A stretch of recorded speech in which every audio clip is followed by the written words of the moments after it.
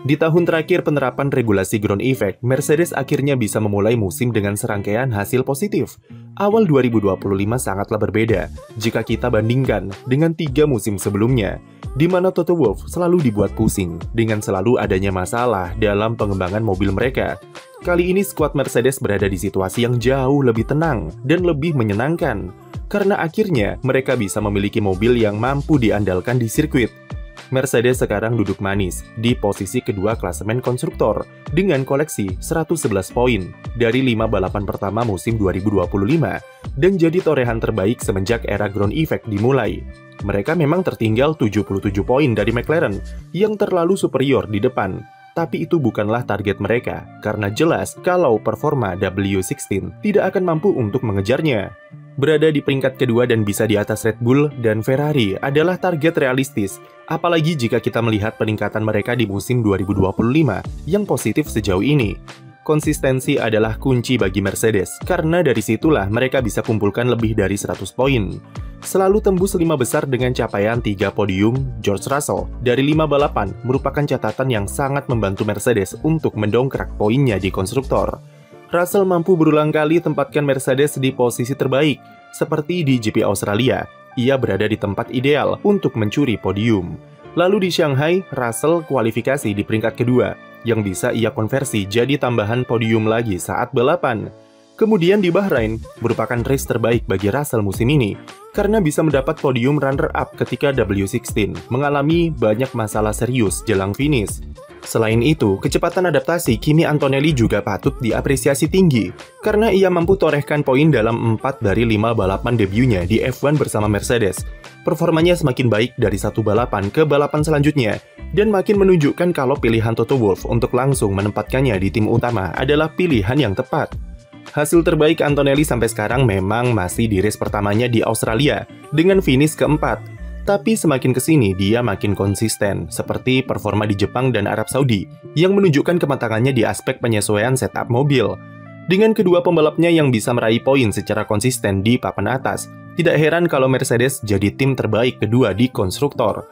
Dan itu bukan cuma soal perkara pembalap saja, tapi peran tim dalam memberikan mobil yang kompetitif tentu juga sangat besar. Ketika tim besar lain seperti Red Bull dan Ferrari punya problem dengan pengembangan mobil yang dibuat agresif, yang menyebabkan handlingnya sulit disetting secara optimal, Mercedes tetap bertahan dengan ciri khasnya sejak dulu. W16 tetap didesain sebagai mobil yang user-friendly atau mudah dikemudikan oleh kedua pembalapnya. Sudah jadi ciri khas bagi Mercedes sejak dulu, jika pengembangan mobilnya ditujukan untuk gaya balap yang lebih general dan mudah diadaptasikan ke kedua pembalapnya.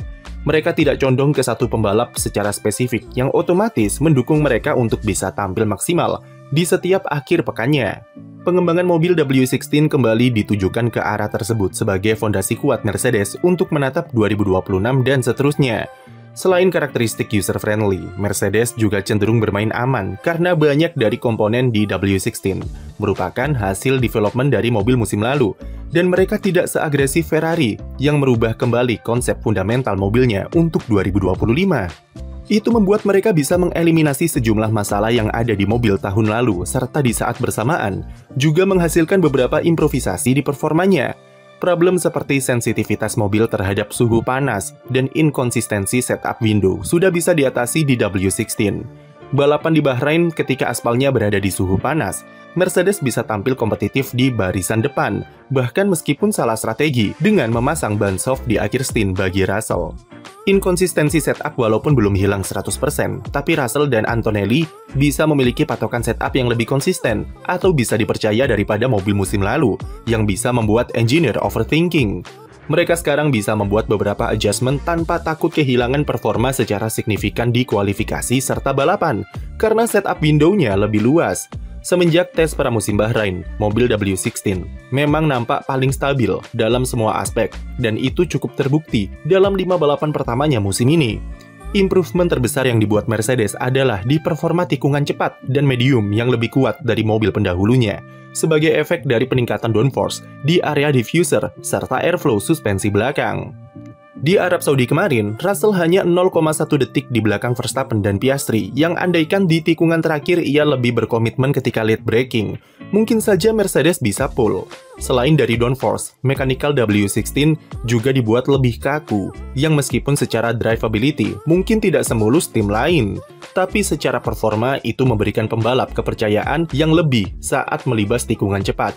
Mercedes juga jadi tim yang bisa eksploitasi flexi-wing secara optimal, baik di sayap depan ataupun belakang, yang membuat efisiensi aero mereka jadi lebih bagus tanpa harus korbankan performa di tikungan lambat. Menariknya, James Allison tidak memerlukan perubahan-perubahan besar dari segi desain mobil untuk perbaikan performa Mercedes. Memang, Mercedes membangun ulang sasis mereka untuk mobil 2025, tapi perubahan yang dibuat tidaklah sebesar Ferrari yang mengubah suspensi depannya menjadi pull rod dan mempengaruhi semua komponen di mobil. James Allison bersama Simone Resta hanya melakukan optimalisasi untuk membuat W16 lebih mudah dikemudikan dan lebih stabil secara platform. Mereka tidak memerlukan elemen anti-dive yang ekstrim seperti di McLaren atau Red Bull untuk membuat mobilnya jadi lebih kaku. Mercedes hanya cukup memundurkan komponen steering rack di suspensi depan dan merapatkan jaraknya dengan wishbone bawah. Ada dua keuntungan yang didapat dari perubahan posisi itu. Pertama, untuk memperbaiki distribusi berat. Lalu kedua adalah mempermulus pengaturan airflow di suspensi yang diarahkan ke terowongan ground effect.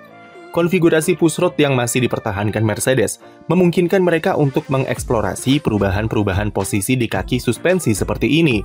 Dari modifikasi minor itu saja, Mercedes bisa selesaikan dua masalah sekaligus, yaitu temperatur ban jadi lebih terkontrol, serta mobil mereka juga lebih stabil. Namun meski sudah banyak kemajuan di W16, bukan berarti juga Mercedes tidak punya masalah, karena mereka bermain aman di semua aspek. Performa Mercedes mungkin juga hanya mentok di segitu-segitu saja, atau hanya cukup bagus untuk konsisten di 5 besar.